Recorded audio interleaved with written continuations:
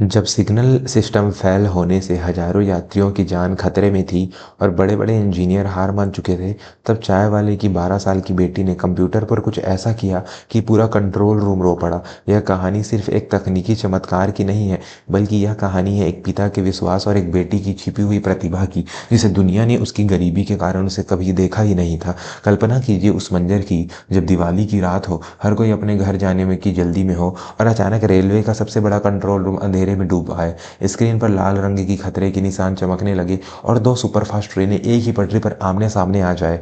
ऐसे में जब पढ़े लिखे डिग्री वाले लोग पसीने से तरबतर हो जाए, तब एक मामूली से चाय वाले की बेटी अगर कहे कि अंकल मैं इसे ठीक कर सकती हूँ, तो क्या आप उस पर यकीन करेंगे? आज की कहानी आपके रोंगटे खड़े कर देगी और आपकी आंखों में गर्व के आंसू ले आएगी। तो चलिए इस रोमांचक सफर की शुरुआत करते हैं। वह दिवाली की शाम थी। पूरा शहर रोशनियों से नहाया हुआ था। हर घर से हंसी ठिठोली की आवाजें आ रही थी। लेकिन शहर के मुख्य रेलवे कंट्रोल रूम में माहौल बिल्कुल अलग था। वहाँ सन्नाटा तो नहीं था, लेकिन जो शोर था वह खुशी का भी नहीं था, बल्कि तनाव का था। दिवाली के कारण ट्रेनों में भारी भीड़ थी। हर ट्रेन खचाखच भरी हुई थी। इस कंट्रोल रूम के एक कोने में मनोहर स्टूल पर बैठा था। मनोहर रेलवे में कोई अधिकारी नहीं था, वह एक संविदा कर्मचारी था, जिसका काम था साहबों को चाय पानी देना और फाइलों की धूल झाड़ना। मनोहर की पत्नी का देहांत बचपन में ही हो गया था, इसलिए उसकी दुनिया उसकी 12 साल की बेटी अवनी थी। आज अवनी भी अपने पापा के साथ कंट्रोल रूम में आई थी। मनोहर ने उससे वादा किया था कि जैसे ही उसकी शिफ्ट खत्म होगी, वे दोनों बाजार जाकर फुलझड़ियाँ खरीदेंगे और घर जाकर दिवाली मनाएंगे। अवनी बहुत ही शांत स्वभाव की बच्ची थी। उसके कपड़े भले ही पुराने थे, लेकिन उसकी आंखों में एक अजीब सी चमक थी। वह कोने में बैठी अपनी पुरानी पाठ्य पुस्तकों को पढ़ने के बजाय कंट्रोल रूम की बड़ी बड़ी स्क्रीनों को बड़े ध्यान से देख रही थी। उसे बचपन से ही मशीनों और कोडिंग का शौक था। मनोहर के पास उसे कंप्यूटर क्लास भेजने के पैसे नहीं थे, लेकिन रद्दी में फेंकी गई किताबों और कबाड़ से जोड़े गए पुराने लैपटॉप पर अवनी ने खुद ही बहुत कुछ सीख लिया था। रात के करीब 8 बज रहे थे। चीफ इंजीनियर सक्सेना साहब अपनी कुर्सी पर बैठे लगातार फ़ोन पर चिल्ला रहे थे। अरे वर्मा, सिग्नल 402 अब तक ग्रीन क्यों नहीं हुआ? शताब्दी एक्सप्रेस अगले 10 मिनट में जंक्शन पर आने पार करने वाली है। उधर से वर्मा जी की घबराई हुई आवाज़ आई। सर, सिस्टम रिस्पॉन्ड नहीं कर रहा है। हमने रिबूट किया, लेकिन सॉफ्टवेयर अटक गया है। सक्सेना साहब का माथा ठनक गया। उन्होंने तुरंत अपनी टीम को अलर्ट किया।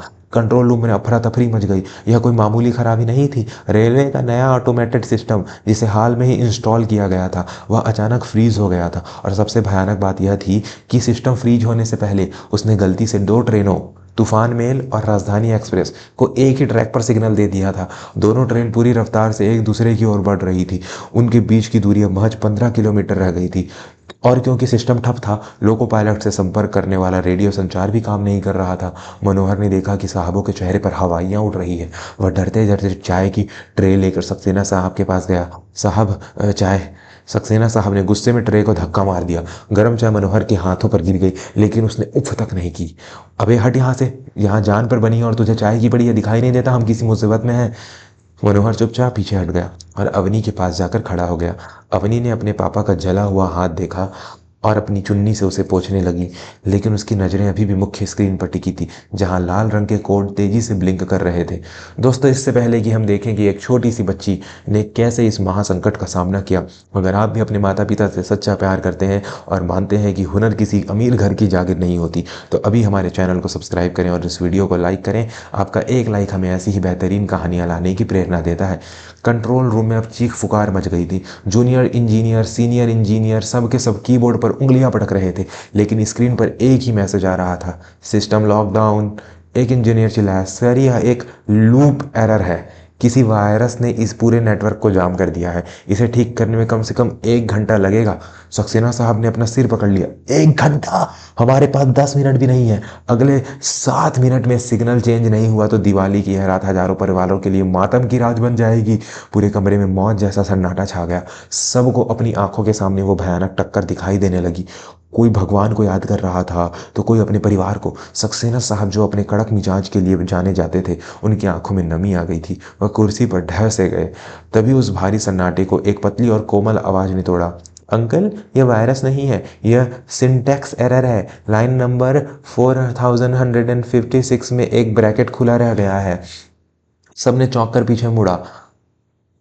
यह अवनी थी, जो भीड़ को चीरती हुई आगे आई थी। मनोहर की सांस अटक गई। उसने तुरंत अवनी का हाथ पकड़ा और उसे पीछे खींचने लगा। अवनी चुप कर, बड़ों के बीच में नहीं बोलते, साहब लोग परेशान है, चल यहाँ से। मनोहर का गला डर के मारे सूख रहा था। उसे लगा कि अब उसकी नौकरी तो पक्का जाएगी। लेकिन अवनी ने अपने पापा का हाथ छुड़ाया और सीधे सक्सेना साहब की आंखों में देखते हुए बोली, साहब मैं पापा के लिए जो पुराना लैपटॉप लाए थे उस पर कोडिंग सीखती हूँ। मैंने यह वाला सॉफ्टवेयर इंटरनेट पर देखा है, जब लूप अटकता है तो उसे मैनुअल कमांड से तोड़ा जा सकता है। मुझे बस एक बार कीबोर्ड दीजिए। सक्सेना साहब का गुस्सा सातवें आसमान पर था। मनोहर, ले जा अपनी इस पागल बेटी को यहाँ से। यहाँ देश के बेहतरीन इंजीनियर फैल हो गए हैं और यह कल की बच्ची हमें सिखाएगी। बाहर निकालो इन्हें। मनोहर हाथ जोड़कर रोने लगा। माफ़ कर दीजिए साहब, ये बच्ची है, इसे नहीं पता है क्या बोल रही है। अवनी चल बेटा, क्यों मेरी नौकरी खा रही है। मनोहर अवनी को घसीटते हुए दरवाजे की तरफ ले जाने लगा। अवनी की आंखों में आंसू थे, लेकिन जिद भी थी। वह जाते जाते चिल्लाई, अंकल ट्रेनें टकराने वाली हैं, आपके पास कोई और रास्ता नहीं है। अगर मैंने गलत किया तो मुझे जेल भेज देना, लेकिन एक बार कोशिश तो करने दीजिए। उसकी आवाज़ में इतना दर्द और आत्मविश्वास था कि सक्सेना साहब एक पल के लिए ठिठक गए। उन्होंने घड़ी देखी, टक्कर में अब सिर्फ 4 मिनट बचे थे। उनके इंजीनियरों ने हाथ खड़े कर दिए थे। डूबते को तिनके का सहारा भी बहुत होता है। सक्सेना साहब ने गहरी सांस ली और चिल्लाया, रुको मनोहर। मनोहर दरवाजे पर रुक गया। सक्सेना साहब ने अवनी की ओर इशारा किया, तुम्हारे पास सिर्फ 2 मिनट है। अगर तुमने कुछ और बिगाड़ा तो मैं तुम्हारे बाप को सस्पेंड करवा दूंगा, समझी। अवनी ने आंसू पोंछे और दौड़कर मुख्य कंप्यूटर की कुर्सी पर बैठ गई। वह कुर्सी उसके लिए बहुत बड़ी थी, उसके पैर जमीन तक भी नहीं पहुंच रहे थे। उसने अपने नन्हे हाथों को उस बड़े से कीबोर्ड पर रखा। उसके हाथ कांप रहे थे, लेकिन जैसे ही उसने स्क्रीन पर देखा उसका सारा डर गायब हो गया। अब उसे सिर्फ कोड दिख रहे थे। आसपास खड़े इंजीनियर आपस में फुसफुसाने लगे, पागलपन है ये, एक चाय वाली की बेटी क्या जाने कोडिंग क्या होती है। सर ने बहुत बड़ी गलती कर दी। लेकिन अवनी को किसी की बात सुनाई नहीं दे रही थी। उसकी उंगलियां कीबोर्ड पर ऐसे चलने लगी जैसे कोई पियानो बजा रहा हो। उसने ग्राफिकल इंटरफेस को बंद कर दिया और सीधे कमांड प्रॉम्प्ट यानी काली स्क्रीन खोल ली। सफेद रंग के अक्षर तेजी से टाइप होने लगे। एक्सेस डिनाइड, प्रवेश वर्जित। कंप्यूटर ने बीप के साथ चेतावनी दी। सक्सेना साहब ने झुंझला कर कहा, देखा, मैंने कहा था ना इससे नहीं होगा, समय बर्बाद कर दिया इसने। मनोहर कोने में खड़ा होकर भगवान से प्रार्थना कर रहा था, हे प्रभु, आज मेरी इज्जत और हजारों लोगों की जान दोनों तेरे हाथों में है। अवनी ने हार नहीं मानी। उसने याद किया कि कैसे उसने पुराने सिस्टम को क्रैक करना सीखा था। उसने बैकडोर एंट्री का कोड डाला। उसकी उंगलियां बिजली की गति से चल रही थी। माथे पर पसीना था, लेकिन निगाहें बाज की तरह थी। समय बीत रहा था। 3 मिनट, 2 मिनट। अचानक स्क्रीन का रंग लाल से पीला हुआ। अवनी ने जोर से एंटर का बटन दबाया और बोली, सिस्टम रिबूट हो रहा है। सबकी सांसें थम गई। स्क्रीन पर 1 सेकंड के लिए पूरी तरह काली हो गई। वो 1 सेकंड सबको एक सदी जैसा लगा। क्या सिस्टम बंद हो गया? क्या यह सब खत्म हो गया? तभी स्क्रीन पर एक हरा संदेश आया, system online, signal restored. Control room में लगे बड़े मैप पर जहां 2 लाल बिंदु टकराने वाले थे, अचानक सिग्नल बदल गया। राजधानी एक्सप्रेस को लूप लाइन पर जाने का सिग्नल मिल गया। ठीक उसी वक्त तूफान मेल मुख्य लाइन से गुजर रही थी। 2 ट्रेनों के बीच सिर्फ 100 मीटर का फासला रह गया था जब सिग्नल बदला। कंट्रोल रूम में पिन ड्रॉप साइलेंस था। किसी को यकीन नहीं हो रहा था कि क्या हुआ। फिर अचानक रेडियो पर लोको पायलट की आवाज आई, कंट्रोल, हमें सिग्नल मिल गया है, हम सुरक्षित क्रॉस कर रहे हैं, ओवर। इस उस आवाज के आते ही पूरा कंट्रोल रूम तालियों की गड़गड़ाहट से गूंज उठा। जो इंजीनियर अभी अवनी का मजाक उड़ा रहे थे वही खुशी से उछल पड़े। मनोहर तो वहीं जमीन पर बैठकर फूट फूट कर रोने लगा। सक्सेना साहब धीरे धीरे अवनी के पास गए। अवनी अभी भी कुर्सी पर बैठी थी, सहमी हुई। उसे लगा कि शायद उसने कुछ गलत कर दिया है। सक्सेना साहब ने झुककर अवनी के सिर पर हाथ रखा। उनकी आंखों से आंसू बह निकले। उन्होंने भारी आवाज में कहा, बेटा, आज तुमने हमें शर्मिंदा कर दिया और हमें जीवन का सबसे बड़ा पाठ पढ़ा दिया। तुम कोई साधारण बच्ची नहीं हो। तुमने आज हजारों माताओं की गोद उजड़ने से बचा ली। फिर सक्सेना साहब मनोहर के पास गए और उसे उठाकर गले लगा लिया। मनोहर, मुझे माफ़ कर दो। मैंने तुम्हें और तुम्हारी बेटी को तुम्हारी हैसियत से तोला, लेकिन आज तुम्हारी बेटी ने साबित कर दिया कि प्रतिभा किसी की मोहताज नहीं होती। यह देश तुम्हारा ऋणी रहेगा।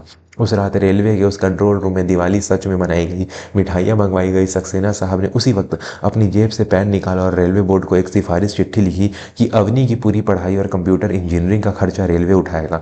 मनोहर ने अपनी बेटी को गोद में उठा लिया। उसने कहा, आज तक मैं सिर्फ लोगों की झूठी प्याली उठाता था, लेकिन आज मेरी बेटी ने मेरा सर इतना ऊंचा कर दिया कि अब मैं दुनिया की आंखों में आंखें डालकर चल सकता हूँ। दोस्तों, कहानी अभी खत्म नहीं हुई है। इसका सबसे महत्वपूर्ण हिस्सा अभी बाकी है। अगर आप अब तक हमारे साथ जुड़े हैं तो इसका मतलब है कि आप भी जज्बातों की कदर करते हैं। ऐसी ही और वीडियो देखने के लिए प्लीज़ चैनल को सब्सक्राइब जरूर करें। हम आपके लिए ऐसी ही अनसुनी कहानियाँ लाते रहेंगे। अगले दिन अखबारों में अवनी की फ़ोटो छपी, चाय वाली की बेटी बनी मसीहा।